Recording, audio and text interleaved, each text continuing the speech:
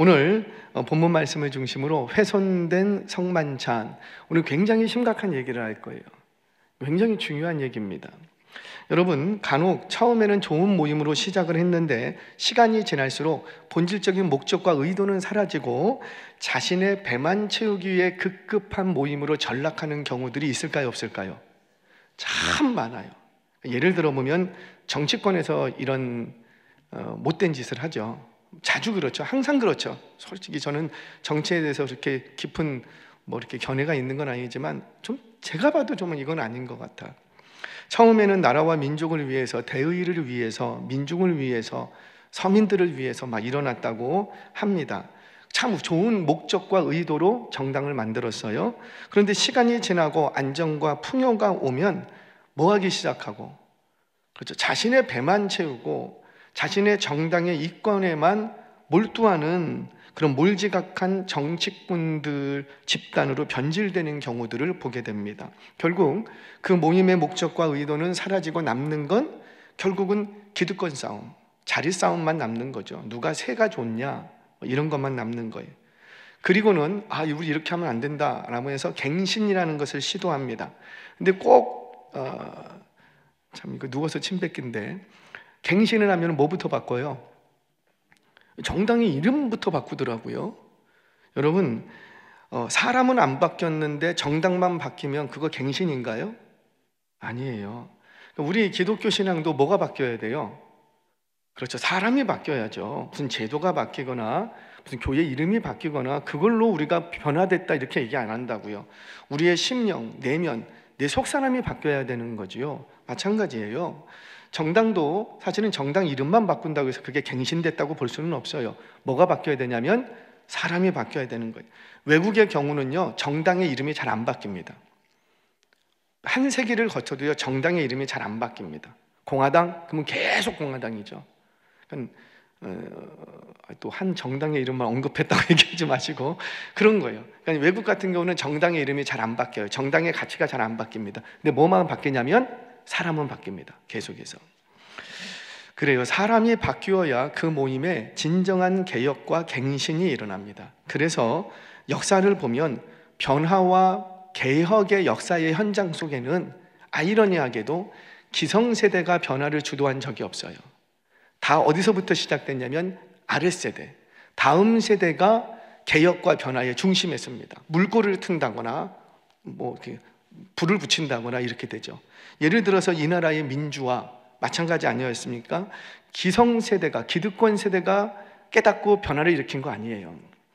학생운동이라든지 대학가 청년들이 이 아랫세대, 다음 세대가 우리 이렇게 하면 안 된다고 불을 붙이기 시작했어요.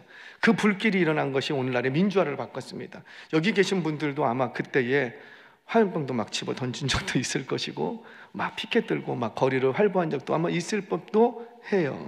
그래서 역사를 보면, 개혁과 변화의 역사를 보면 변화와 개혁의 물결은 안타깝게도 위로부터 시작되지 않고 대체적으로 아래로부터 시작이 됩니다. 자, 여기서 중요한 건 뭐냐면 좋은 목적과 의도로 시작한 그 모임이 규모가 커지고 시간이 지나면서 변질되고 훼손되기 쉽더라는 거죠. 영적 모임도 경계해야 될 부분이 바로 이 부분이라는 거예요. 훼손. 처음에는 좋은 동기와 목적으로 모임을 시작했는데 그 모임의 자리가 익숙해지다 보니 기득권이 생기고 처음에 가졌던 동기와 목적을 잃어버리게 되더라는 거예요. 이제 우리 전도회 지난주에 좀 회의를 하면서 회장님들과 이런저런 얘기를 나누면서 그 얘기도 했어요. 우리 전도회 다시 전도회가 모이려고 했던 목적 그대로 다시 한번 해봅시다. 다시 한번 해보는 게 좋겠습니다.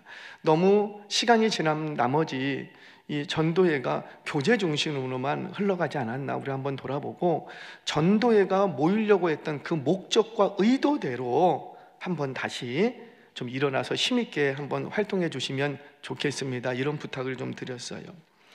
그렇습니다. 개혁교회의 모토는 그래서 개혁된 교회는 날마다 개혁되어야 한다, 이런 모토가 있어요. 그러니까 개혁된 교회도 날마다 개혁되지 않으면 그 개혁된 교회도 어떻게 되고 변질되어 버리더라는 거죠. 왜 그런가? 그렇게 개혁되지 않으면 결국은 우리의 죄성이 우리의 순수했던 목적과 의도를 훼손시켜 버리더라는 거예요. 오늘 본문이 그 사실을 보여주고 있습니다. 초대교회가 힘있게 일어났다고요. 복음이 힘있게 전파되고 있다고요. 그런데 그 복음이 전파돼서 교회가 세워진 지 얼마 지나지 않았는데 변질과 훼손이 딱 오더라는 거죠. 그게 뭐 수백 년 지났는가? 그렇지 않았다라는 거예요. 불과 몇 년 지났는데 처음에 의도했던 목적과 의미는 사라지고 다 자신의 배를 채우는 자신의 기득권만 주장하는 변질되어 버리는 모임이 너희 가운데 있다, 이 얘기를 하는 겁니다. 자, 우리 17절 말씀 같이 한번 읽겠습니다. 시작. 내가 명하는 이 일에 너희를 칭찬하지 아니하나니 이는 너희의 모임이 유익이 못되고 도리어 해로움이라. 칭찬할 수 없답니다. 바울이 전했어요. 이제 성만찬을 예로 갖고 옵니다. 바울이 전에 너희들 가운데 이런 모임을 가졌으면 좋겠다. 왜냐하면 이런 이유 때문에 가져야 된다 얘기를 했습니다. 그런데 이렇게 들리는 소문이 세상에 더 이상 칭찬할 수 있는 모임이다 아니다라는 거예요. 너희의 모임이 유익되지 못하고 도리어 해롭게 됐다. 도리어 해롭게 됐다는 건 무슨 말이에요? 안 하는 일만 못하게 됐다, 그 뜻이죠. 너희의 모임이란 뭘 말합니까? 교회의 모임을 말합니다. 교회의 모임. 여러분, 우리 교회의 모임 중에서 해로운 모임이 있을까요? 네, 없어야 되는데 오늘 본문의 바울의 책망을 들어보면 있다 없다? 있다. 안 하는 게 낫겠다. 세상에 뭘 가지고 얘기해요? 성만찬을 가지고 얘기합니다. 이거 굉장히 큰 충격인 거예요. 굉장히 큰 충격인 거예요. 자, 우리 18절 한번 읽어보겠습니다. 시작. 먼저 교회에 모일 때 너희 중에 분쟁이 있다 함을 듣고 어느 정도 믿거니와. 그러니까 너희의 모임이 유익하지 못하고 도리어 해로운 모임들이 있는데 어떤 모임들이라? 자막 한 번만 더 띄워주세요. 어떤 모임들이라? 너희 중에 분쟁. 모이기만 하면 분쟁해. 모이기만 하면 자기가 옳다고 얘기하고 내 주장이 맞다고 주장을 하고, 모이기만 하면 너희 가운데 분쟁이 있다 하는 말을 내가 듣고 어느 정도 믿거니와. 이게 무슨 말이에요? 내가 소문으로 이렇게 다 들었는데 나도 들어서 다 안다. 너희들 모일 때마다 기도하라고 모였더니 기도 한 5분 3분 하고 그냥 맨날 회의만 하면서 싸우고 가지 않냐. 지금 그 얘기를 하는 거예요. 그러면서 뭐라고 말합니까? 그 너희 모임이 굉장히 해롭다. 원래 교회의 모든 모임은 기도하러 모여야 되는데 회의하러 모여요. 그리고는 회의석상에서, 사실 회의는 좋게 끝나는 회의가 별로 없습니다. 회의라는 특성이 그래요. 서로 의견 조율이 있어야 돼서 기분 좋게 끝나는 회의는 사실 별로 없어요. 기분 좋게 끝나려면 어떻게 해야 돼요? 기분 좋게 얘기해야 돼요. 어느 한쪽이 포기하고 한쪽에 맞춰줘야 돼요. 그러면 아무 문제가 없습니다. 탈이 없습니다. 그런데 우리가 사실 모든 회의를 다 그렇게 할 수만은 없잖아요. 그러다 보니 거기에서 이제 서로 이렇게 서로 자기 의견을 내놓게. 그게 시작할 때는 악한 의도가 아니었는데 좋은 의도와 목적으로 모였는데 이것이 도리어 우리에게 해가 돼버렸다. 그래서 끝내는 어디까지 나가고, 우리 이미 살펴봤지만 당을 짓는 데까지 나가버렸다 이거예요. 여기서 우리 18절 다시 한번 띄워주시겠습니까? 18절 말씀 한 번만 더 읽겠습니다. 시작. 먼저 너희가 교회에 모일 때에 너희 중에 분쟁이 있다 함을 듣고 어느 정도 믿거니와. 여기서 먼저라는 말은 이전 성경에서는 첫째는 이렇게 얘기했어요. 여러분, 먼저, 나중은 우선순위를 얘기하는 게 아니에요. 지금 이 말은 첫째는, 이전 한글 번역에서는 첫째는 이렇게 얘기했어요. 그러면 첫째는 했으면 뒤에 둘째는, 셋째는 이렇게 나와야 되는데 그런 내용이 있어요, 없어요? 없어요. 그래서 이 헬라어 원어의 의미를 살리자면 무슨 뜻이냐면, 먼저 이 말은 자주, 주로 그랬다라는 거예요. 자주 너희가 모일 때마다 뭐 했다? 주로 너희들이 모일 때마다 뭐 했다? 분쟁했다. 이들이 처음부터 이렇게 분쟁하려고 모였을까요? 그건 아니었을 거예요. 그런데 본질적인 목적과 의도를 잃어버리자 나중에 남는 것은 당짓는 거, 서로 티격태격 분쟁하는 것만 남더라는 거예요.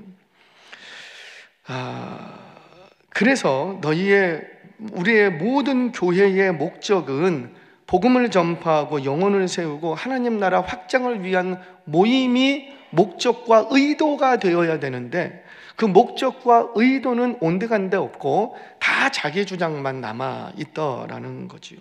그러면 왜 이렇게 바울은 분쟁하는 것, 당짓는 것, 이런 것 가지고 왜 이렇게 심각하게 얘기를 하는가? 자, 우리 갈라디아서 5장 19절 20절 말씀 우리 차분히 한번 읽어보겠습니다. 시작. 육체의 일은 분명하니 곧 음행과 더러운 것과 호색과 우상숭배와 주술과 원수 맺는 것과 분쟁과 시기와 분냄과 당짓는 것과 분열함과 이단과 투기와 술 취함과 방탕함과 또 그와 같은 것들이라. 전에 너희에게 경계한 것 같이 경계하노니 이런 일을 하는 자들은 하나님의 나라를 유업으로 받지 못할 것이요. 엄청나게 충격이죠.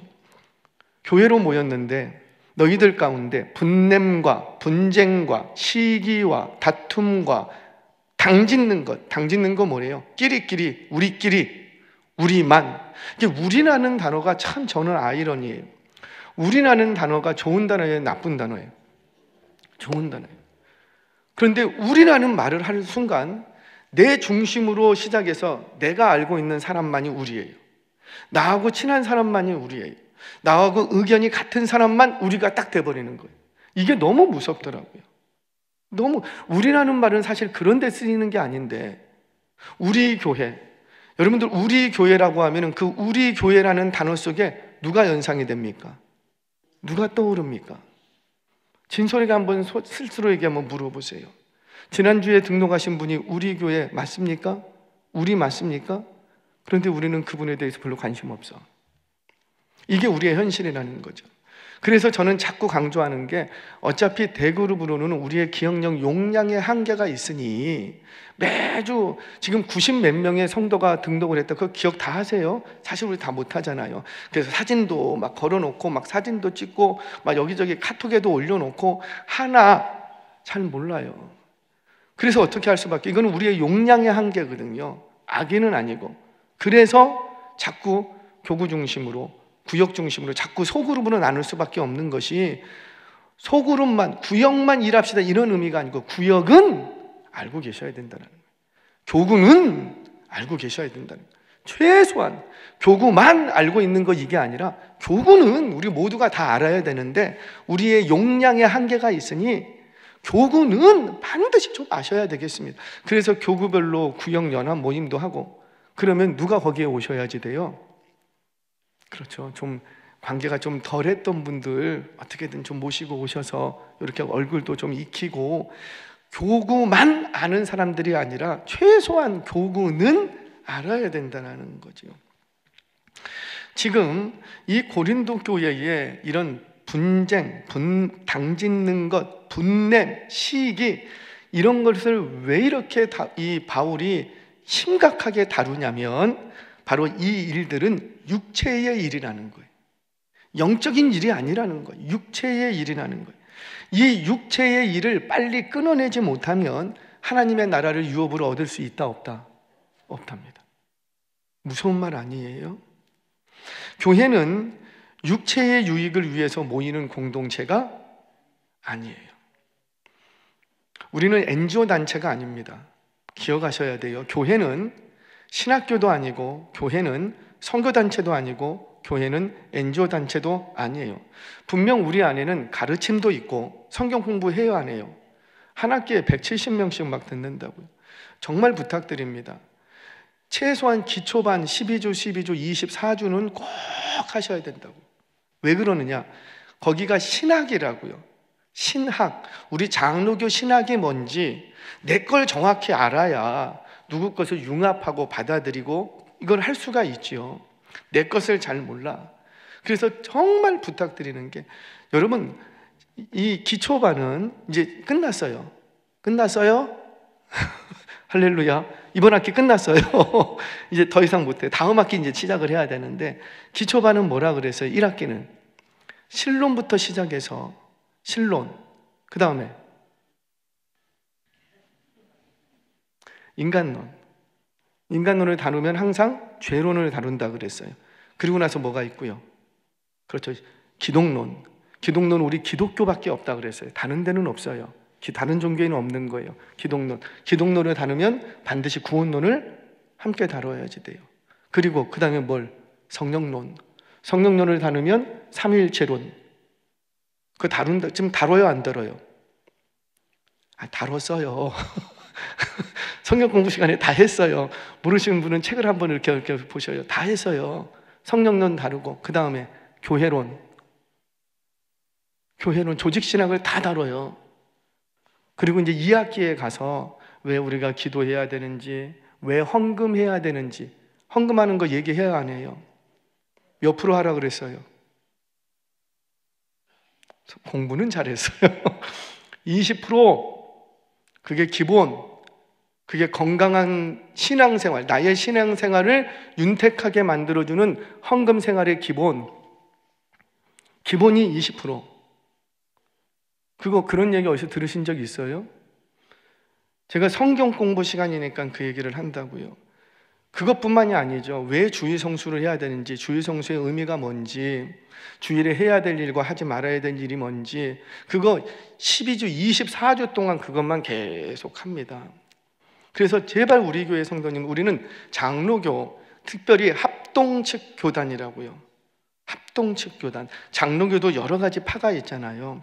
그게 뭐 2단이 아닌 이상은 우리는 다 같이 할 수 있는데, 그래도 우리께 뭔지는 좀 알고 있으면 좋겠다. 그래서 꼭 들어주십사 하는 거예요. 그건 절대 들으셔야 돼요. 누구라도 들으셔야지 돼요. 누구라도. 그냥 움직일 수만 있다면, 그 대신 뭐 여러 번 들을 필요는 없어요. 한 번만 들으셔도 돼요. 그런데 청년들은 어떻게 하면 좋고? 그렇죠. 한 3년마다 한 번씩 듣고. 그걸 생각해 보세요. 그러면 그렇게 잘하면 우리 청년들이나 학생들이 어떨까요? 내년에는 그 기초반 과정을 전 부서의 제자훈련 과정으로 다 바꾸라고 그랬어요. 그거는 용어만 바꿔갖고 전체가 다 바꿔야 된다. 그래서 똑같은 떡을 먹도록. 왜냐면 저는 모든 교단이라는 거 다 수용할 용의가 있어요. 그게 2단만 아니면. 왜냐면 저는 분별할 수가 있으니까. 근데 우리 걸 알아야 우리가 수용을 할 수가 있다는 거죠. 연합이라는 것은 너와 내 거 그냥 막 섞어버리는 게 연합이라고 얘기하잖아요. 내 것도 있고 당신 것이 있는데 그것을 하나님께로 고정시키는 거예요. 그게 연합이라는 거예요. 자, 여하튼 간에 교회의 모든 모임은 육체의 유익을 위해서 모이는 게 있다 없다? 없다. 다 뭐를 위해서? 그죠? 영적인 유익을 위해서 모이는 거였다고요. 혹시 여러분들 로이드 존스 목사님이라고 한 번쯤 들어보셨을 거예요. 이분 모르면 한국 교인 아니에요. 그 정도로 20세기, 21세기, 1900년대 이후에 전 세계적으로 복음주의 진영에서는 이분 모르면, 이분을 거치지 않고는 성경을 말할 수 없을 정도로 한국 교회에 지대한 영향을 끼쳤던 분이에요. 제 방에도요, 이분 책만 한 40여 권 있어요. 이분 책이 우리나라 최초로 로마서 강해부터 시작해서 쫙 그분 책이 우리나라에 들어오기 시작했습니다. 그때 복음 진영이 막 가슴이 부풀어 올랐다고요. 20세기가 낳은 최고의 강해 설교자. 그러니까 설교를 공부하고 목사님이라면 이분 책을 벗어날 수가 없어요. 다 이 안에서 녹아져요. 물론 그분에게도 한 가지 단점은 있어요. 그 한 가지 단점만 딱 포함하면 괜찮아요. 근데 그 한 가지 단점을 아시는 목사님들은 많지는 않아요. 자, 여하튼 간에 그 1900년대에 영국 웨일즈 지방에서 목회를 하셨던 로이드 존스 목사님이라고 있습니다. 이분은 원래 왕실 의사예요. 왕실 의사인데 하나님을 만나고 내가 이제는 더 이상 사람을 치유하는 의사가 아니라 영혼을 치유하는 의사가 되겠다 그래서 목회자로 전향을 합니다. 그런데 그의 타고난 황실 의사였다니까요. 황실 주치. 그 정도로 뛰어난 사람이었어요. 근데 그가 이제 설교가 이렇게 목사님으로 이제 바뀌게 됩니다. 그러면서 영국을 비롯한 전 세계적으로 큰 부흥의 불쏘시개로 쓰임 받으신 분이 로이드 존스 목사님이세요. 이분이 목회자가 되고 나서 교회에 부임을 딱 했습니다. 하는 조그마한 외제 시골 교회에 딱 부임을 했어요. 근데 부임을 딱 했더니 모임이 엄청 많더래요. 산악회, 축구회, 낚시회, 다양한 모임들이 많이 있더래요. 그 성도님들이 가보니까 그 모임을 중심으로 친밀하게 끈끈하게 교제하고 있더래요. 그런데 이 목사님께서 이 모든 모임을 다 없애버립니다. 다 없애버립니다. 다 없애버립니다. 이를 뭐라고 그분은 규정했냐면 종교 오락, 종교 서비스 이렇게 규정을 했어요. 그리고는 그 교회의 모임이 신자들의 구미에 맞는 맞춤 어떤 목적으로 모인다면 그건 기독교가 아니다. 이렇게 딱 규정을 하고는 다 없애버립니다. 그리고는 다 없애버리고 뭘 만드셨을까요? 그 모든 모임을 성경 공부 모임으로 바꾸셨어요. 산악 성경 공부, 축구 성경 공부, 뭐 이런 걸로 성경 공부 모임으로 다 바꿨어요. 그래서 그 교회는 그 이후로부터는 단 하루도 불이 꺼진 날이 없었다. 왜요? 매일 저녁마다 뭐가 있는 거예요? 뭐가 있어요? 성경 공부 모임이 교회 안에 있으면서 매 저녁마다 있었던 거예요. 그렇게 온전히 영적 유익을 위해서 말씀으로 양육합니다. 그 교회 부흥할까요? 안 할까요? 그래요. 안 했어요. 부흥 안 했어요. 여러분, 꼭 숫자가 늘어야지만 부흥이라고 말할 수 있을까요? 그분 거기서 부흥을 보지 못하고 이제 웨스트민스터 채플로 옮겨지게 되십니다. 그럼에도 불구하고 현대는 그를 평가하기가 20세기 부흥의 현장의 중심에 서 있었다, 그렇게 얘기합니다. 왜? 이 부분은 철저히 영혼의 유익만을 위해서 목회했던 분이셨기 때문이에요. 저도 이분의 책과 일생을 통해서 도전받는 것이 두 가지예요. 하나는 목회자는 가르치는 일에 은사가 있어야 되겠구나. 분명한 자기의 이 목적이 있어야 되겠구나. 두 번째는 교회에는 불이 꺼지면 되겠다, 안 되겠다? 안 되겠다. 할렐루야. 그럼 성도들이 힘들까요? 편할까요? 그렇죠. 맞아요. 그러니까 성도님들의 죄송하지만 아유 나 힘들어요. 그 말 나오면 맞아요. 정상적으로 신앙생활하는 거예요. 일주일에 한 번 나왔다 안 나왔다 하는 분이 교회 오는 게 힘들까요? 어려울까요?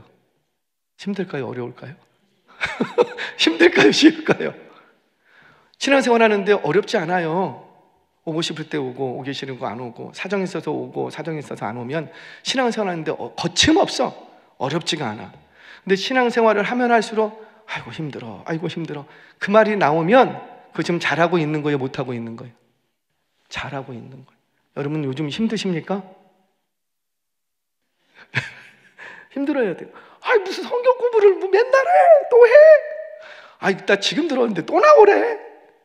사실은 교회에서 아이고 바빠, 아이고 힘들어. 그게 사실은 맞아요.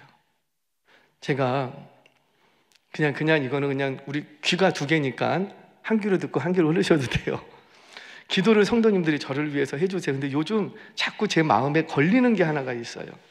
걸리는 게 우리 목사님 피곤하지 않게 해주세요.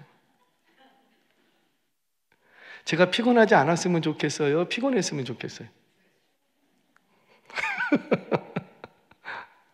피곤하지 않으면 뭐 일 안 하고 뭐 딴짓한다라는 거지. 피곤하면 그렇죠. 정상적이라는 거죠. 여러분들은 피곤하십니까? 아니면 안 피곤하십니까? 정상적으로 지금 살고 계시는 거예요. 우리의 육체를 가지고 있는 우리는 그게 정상이라는 거죠. 물론 그렇게 기도해 주시는 의도는 알아요. 의도는 아는데 그렇다고 해서 주여 나 피곤하지 않으랍니다. 이러면 될까요? 안 될까요? 그것도 그러니까 제 마음속에 이걸 참 피곤하라는 건지 피곤하지 말라라는 건지 혼자 이렇게 생각을 해본, 이렇게 기도하다 오늘 새벽에 그런 생각을 좀 했어요. 저는 피곤하게 살 거예요. 할렐루야. 피곤하게 살 거예요. 그게 저는 정상이라고 생각합니다. 바쁘게 사는 게 정상이라고 생각합니다. 정상이라고. 자, 다시 말씀을 돌아와서 지금 제가 말씀드리는 요는 뭐냐면, 요는 우리 교회의 모든 모임이 다 어떤 모임이 되어야 되겠다. 영적인 유익을 도모하는 모임이 되겠다. 저는 알아요. 그 산악회도 분명히 영적인 유익을 위해서 모이자고 시작했을 거예요. 우리 전도하기 위해서 산악회를 합시다. 그렇게 시작은 했으나 이렇게 시간이 지나니까 누구만 지금 하고 있고, 나만 하고 있어. 내 건강을 위해서. 그러고 있더라는 거죠. 사랑하는 여러분, 우리 다시 한번 우리 안에 있는 모든 모임이 과연 처음 시작했던 목적과 의도대로 하고 있는가? 그렇지 않으면 혹시 훼손된 부분은 없는가? 돌아보고 훼손된 부분이 있다면 어떻게 하면 될까요? 다시 원상복귀. 이런 은혜가 있기를 주의 이름으로 축원합니다. 자, 이어서 바울은 그 유익하지 못한 모임을 한 가지 예로 들어서 딱 갖고 왔는데 그 예가 뭐였어요? 세상에나 성만찬이었다는 거예요. 성만찬. 자, 11장부터 우리가 바라보고 있는 11장부터 14장까지 특정한 어떤 그 배경을 가지고 있습니다. 이 배경은 뭐냐면 예배 속에서 나타났던 무질서예요. 예배 속에서 나타났던 무질서, 그거를 다루는 거예요. 즉, 우리 지난주에 살펴봤던 것처럼 예배 중에 여인이 머리에 뭔가를 써야 되느냐 말아야 되느냐, 이거는 그냥 교회 질서의 문제로 딱 정지를 했더라는 거죠. 그걸로 인하여서 교회에 무질서하게 만들지 말라, 영적으로 유익한 것이 아니다, 그게 틀린 말이 아닐지라도 공동체에 유익하다 아니다, 유익하지 않다, 그러니 너희들 무질서하게 혼란시키지 마라, 이렇게 바울이 얘기를 합니다. 그리고 또 오늘은 뭘 얘기하냐면 예배 속에 나타났던 성만찬의 무질서예요. 성만찬 그렇게 하면 안 되는데 너희들 너무 질서 없이 한다, 이걸 다루고 있습니다. 이제 더 나아가면 다음 주에 다루겠죠. 예배 속에서 나타났던 성령의 은사를 다룹니다. 그런데 그 예배 속에서 나타났던 성령의 은사가, 이거 누가 주시는 건데? 하나님이 주시는 건데 좋은 거예요, 나쁜 거예요? 좋은 거죠. 근데 문제는 뭐예요? 사용하는 내가 너무 무질서하게 사용함으로 이게 영적으로 유익하다 무익하다? 무익하게 됐다 라고 이 세 가지를 얘기를 합니다.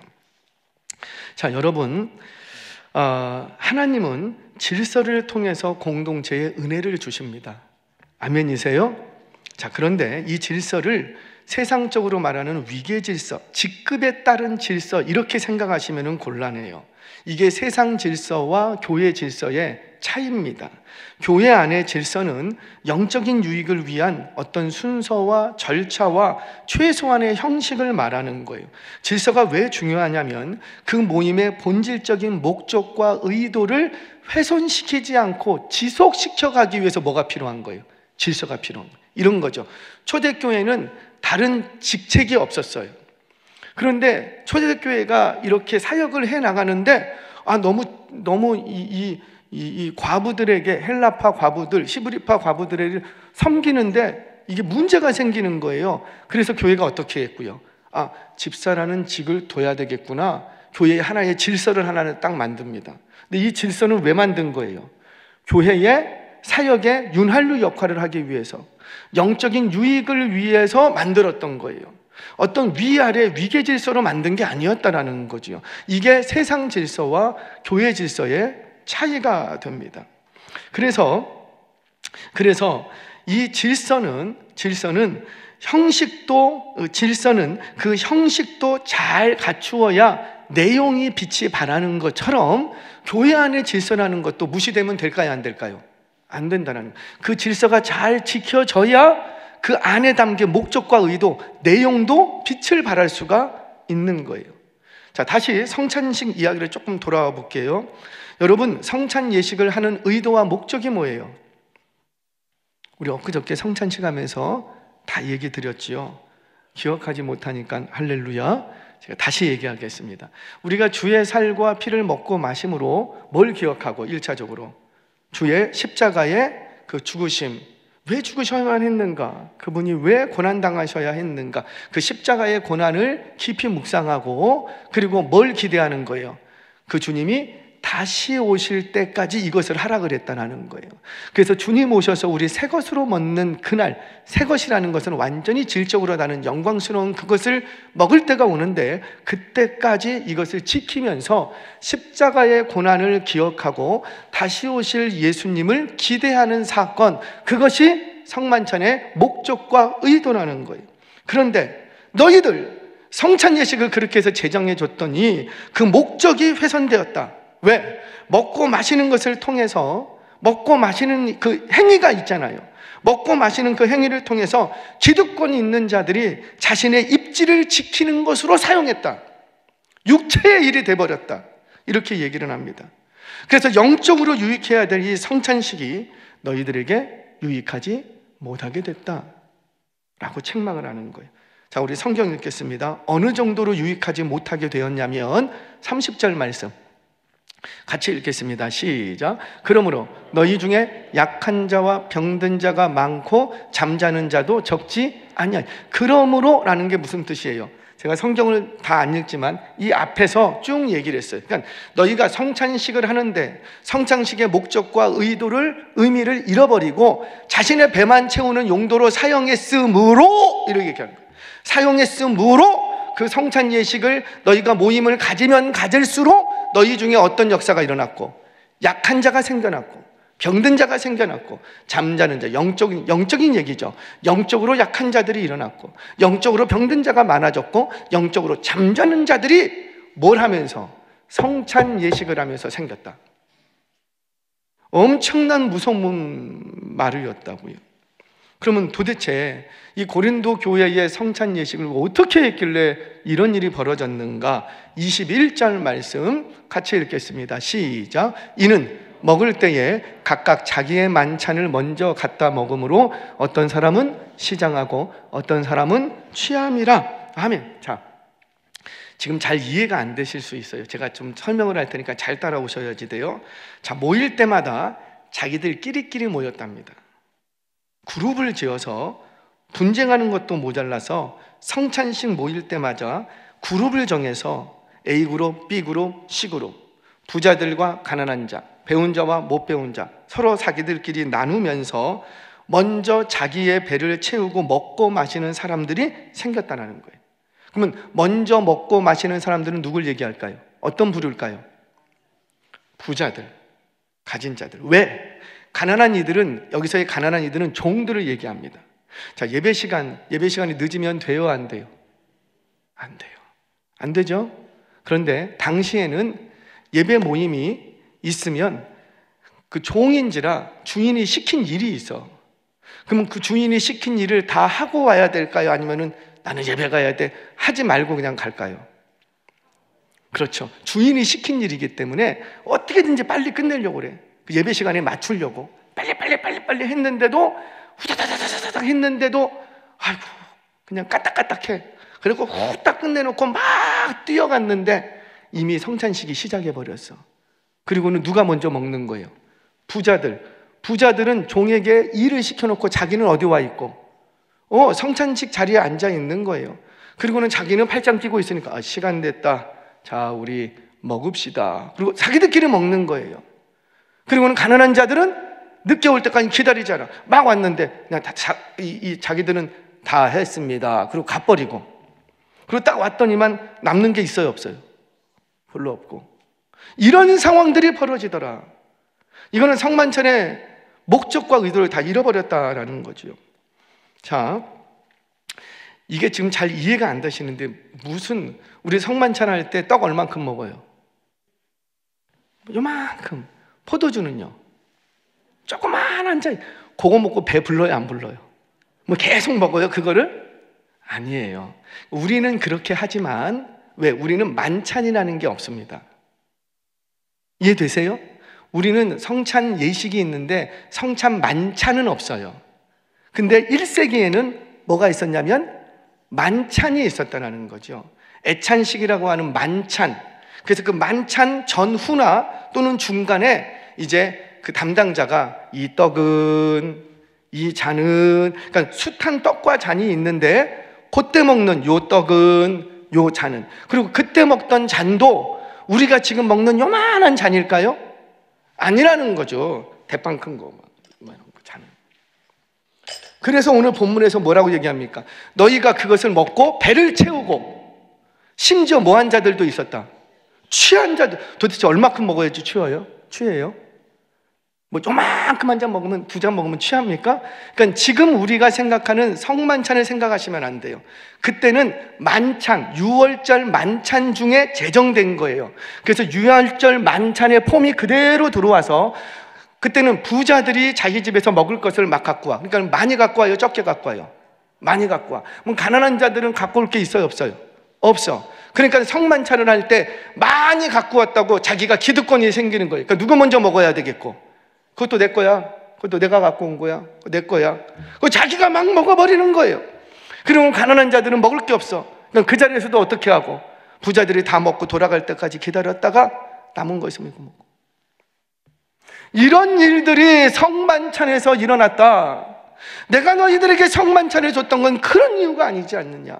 부자들이 많이 있으므로 갖고 오고 가난한 자는 없으므로 빈손에 올지라도 너희가 그 먹고 마시는 애찬 같이 함께 소유를 나누며 먹고 마심으로 우리가 주 안에서 하나 되었다는 걸 증거하고, 그 시간 속에 한 떡과 한 잔의 포도주를 마시면서 주님의 살과 피를 기억하는 것, 그게 성만찬의 의미인데, 그거 지키라고 했던 목적인데, 그런데 지금 목적이 다 훼손되어 버렸다라는 거예요. 그러면서 바울은 이렇게 너희가 하는 것은 주의 몸과 피를 먹고 마시면서 죄 짓는 것이다. 본래 바울이 알려줄 때는 영적인 유익을 위해서, 모두의 유익을 위해서 그렇게 처음에 할 때는 얼마나 감동이 됐는지 눈물 펑펑펑펑펑 흘리면서 부자들이 가져온 건 나는 됐습니다, 여러분들이 먼저 먹으세요, 막 이랬던 사람들이 시간이 지나면서 그거 내가 갖고 왔는데 너 그 일 다 하고 왔어? 다 하고 와서 먹어. 우리가 먼저 하고 너희들 다음에 하자. 이런 식이 돼버렸다는 거죠. 이것을 바울이 소문으로 들은 거예요. 내가 들어서 다 아는데 그것은 차라리 너희들 안 하는 일만 못하다. 주의 살과 피를 먹고 마시면서 너희들 지금 죄 짓고 있다, 이렇게 말을 합니다. 너무나도 안타깝죠.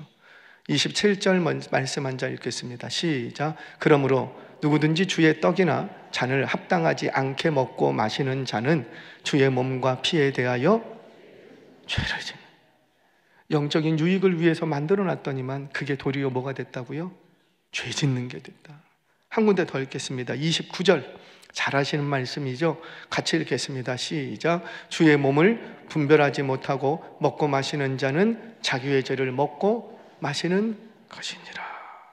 죄 짓는 게 돼버렸다. 이게 뭐예요? 하나님의 나라의 유업을 잃어버리게 됐다. 이거 하면 할수록. 사랑하는 여러분, 성찬식의 모임에 참여하는 것은 단지 먹고 마시는 퍼포먼스 현장이 아니었다라는 겁니다. 너희들의 배고픔을 채워주기 위한 시간도 아니요, 너희들이 부자라는 것을 뽐내기 위한 그런 기득권 강화를 위해서 준 모임도 아니었다라는 거죠. 주의 살과 피를 먹고 마심으로 주의 죽으심을 기념하는 모임, 주님 다시 오실 때까지 주의 죽으심을 증언하기로 다짐하는 증인들의 모임이 바로 너희 성만찬의 모임이다, 이렇게 재정의해 줍니다. 뭘 보여줘요? 아무리 좋은 영적인 모임들이라 할지라도 그 동기와 목적을 상실하면 그 모임은 우리에게 영적인 유익이 있다 없다? 없다. 없을 뿐더러 오히려 우리를 죄짓게 만든다. 사랑하는 여러분, 우리의 모든 모임이, 교회의 모임은 영적인 모임이 되어야 함을 잊지 마시기를 바랍니다. 날마다 점검해야 돼요. 작년에 점검했다고 올해는 괜찮은가? 아니라는 겁니다. 우리의 죄성이 이걸 내버려 두지 않아요. 그래서 우리는 날마다 나를 점검해야 돼요. 날마다 혹시 내가 말씀에서 지금 벗어나고 있지는 않는가? 내가 본질을 자꾸 잃어버리고 있지는 않는가? 잃어버렸으면 어떻게 하면 돼요?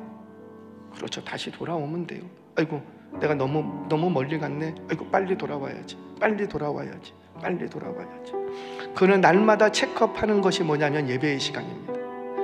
주의 말씀을 통해서 이 어미하신 말씀이, 이거 누구에게 주시는 말씀이고, 나에게, 아멘이세요? 나에게 1세기 고린도 교회에 주시는 말씀이 아니라 오늘 누구에게? 그렇죠, 은혜 교회에게, 이 조국 교회 위에 현대 교회에 주시는 말씀으로 받아요. 그래서 날마다 점검해 보는 거죠. 오늘 이 말씀은 과연 우리의 공동체에 어떻게 적용되어야 될까? 우리 모든 교회의 모습이 교회의 모임이 영적인 모임이 되려면 어떻게 해야 될까? 제가 한번 고민해 봤어요. 도대체 어떻게 해야지 영적인 모임이 될까? 제일 빠르게 접근할 수 있는 것이 언어입니다. 그러니까 세상의 모임에서 사용하는 언어와 교회의 모임에서 사용하는 언어는 좀 달라야 된다는 거죠. 세상 직장 상사들하고 노래방 가갖고 1차, 2차 하는 그 모임, 내가 뭐 같이 즐기지는 않으나 어쩔 수 없이 있어야 되는 경우도 있잖아요. 그런 모임에서 사용하는 언어와 우리 교회 모임에서 사용하는 언어는 좀 달라야 된다는 거예요. 뭐 어떤 언어를 사용해야 될까요? 따라서 하세요. 말씀. 구역 모임을 할 때 내년에는 구역장 모임을 수요일날 오전에 하려고 그래요. 오전에. 저녁에 하니까 다들 피곤하시고 이미 시작만 하려면 언제 끝나나 갈 마음부터 먼저 생겨서 이거는 교육도 안 되고 양육도 안 되고 너무 제 마음이 힘들었는데 결단했어요. 내년부터는 좀 주일날 오전에 해야 되겠다. 그래서 오전에 시간 있으신 분들 계시잖아요. 구역장, 부구역장님들 중에서 그 시간에 어디 와야 되겠다. 그렇죠. 교회로 모여서 진짜 양육을 좀 받고 양육을 하는 시간을 좀 가지려고 그래요. 양육.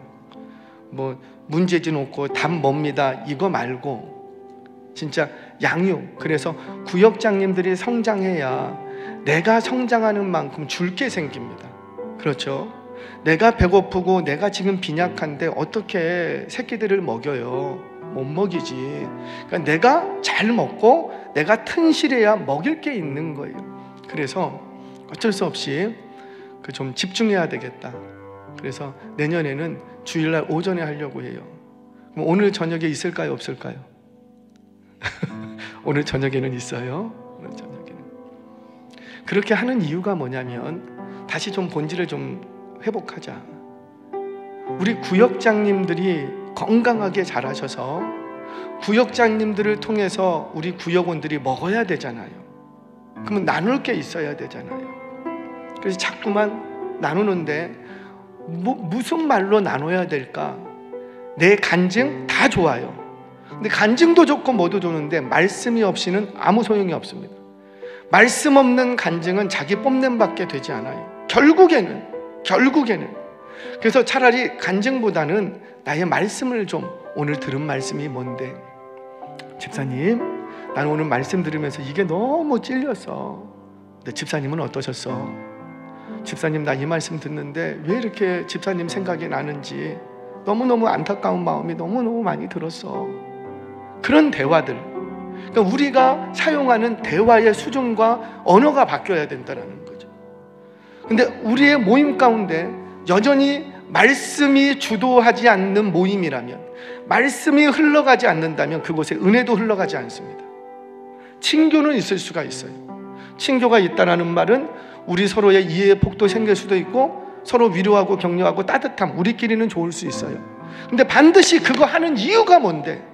그거 하는 이유는 이 영혼을 세우려고 하는 건데, 영혼을 세우는 데까지는 가야 되는데 영혼을 세우는 데는 가지 못하고 그냥 먹고 마시는 것으로 끝난다면 우리의 모임은 영적으로 유익한 모임이 아닌 거예요. 사랑하는 여러분, 그래서 우리 다짐했으면 좋겠습니다. 이제는 우리의 모임 가운데 어떤 모임이든지 간에, 둘이 모이든 셋이 모이든 여전도회가 모이든 남전도회가 모이든 구역이 모이든 교구가 모이든 뭐 누가 모이든지 간에 그 모임에는 항상 말씀을 좀 나눌 수 있는 모임이 되시기를 바랍니다. 내가 이분과 영적인 대화를 할 수 없다면 그걸 빨리 점검하셔야 돼요. 한 가지 이야기만 하고 마치겠습니다. 지금은 제가 그분하고 좀 교제를 못하고 있어요. 워낙 좀 떨어져 있기도 하고, 제가 중학교 때 예수님 만나고 한 명의 친구가 생겼습니다. 저보다 나이가 많은 분이셨는데 제가 20대 때 그분은 30대였으니까 10대 때 그분은 10대 때 그분이 20대, 저보다 좀. 근데 이분하고 그전에는 대화가 안 됐어요. 이분하고. 좋은 분이세요. 좋은 형님이에요. 좋은 형님이기도 하고 좋은 분이셨어요. 근데 그전에는 대화가 잘 안 됐어요. 그런데 제가 예수님을 믿고 성경을 읽기 시작하고 신앙 서적을 읽기 시작하니까 그때부터 이분하고 대화가 돼. 왜? 같은 책을 읽으니까 대화가 돼. 그 대화를 하는데 밤새도록 대화를 해도요 끝나지가 않아. 그 밤새도록 하는, 골방에 앉아서 둘이 하는 대화 속에 성령님이 얼마나 기름 부어주신지 막 흘러내리는 게 느껴져요. 막 감동을 했다가 막 마음이 뜨거워졌다가 얼굴이 뻘개졌다가 뜨거워졌다가 밤새도록 예수의 얘기만 해요. 예수의 얘기. 예수님이 이 부분에서 어떻게 얘기하시고 이 말씀 속에서는 어떻게 말씀을 하셨고 그분은 이 책에서 이렇게 얘기하고 밤새도록 얘기도 끊이지가 않아요. 제가 그때 깨달았어요. 내가 왜 이전에는 이분하고 대화를 못했는가? 왜 그랬어요? 내가 수준이 안 됐기 때문에. 내가 그분하고 수준이 안 됐기 때문에. 근데 지금은 왜 대화가 되죠? 수준이 돼. 그 형님하고 대화하는 수준이 돼. 사랑하는 여러분, 내가 성장한 만큼 대화의 폭이 달라집니다. 오늘 내가 내 입술에서 무슨 말이 나오는지를 들여다보면 사실은 나의 수준을 알 수가 있는 거예요. 저는 우리 교회가 모든 크고 작은 모임마다 하나님의 말씀을 서로 탐독하고 나누고 흘려보내는 그런 모임이 되기를 축복합니다. 그게 진짜 교회의 모임이라는 거지요. 그렇게 할 때 우리 교회가 일어날 뿐만 아니라 내 영혼이 살찌고 내 영혼을 유익하게 만드는, 병든 자가 치료받고 죽은 자가 살아나는 놀라운 생명력 있는 모임이 될 줄로 믿습니다. 이런 본질을 회복하는 영적 유익의 모임을 많이 만들어가는 우리 교회 저와 여러분 되시기를 주의 이름으로 축원합니다.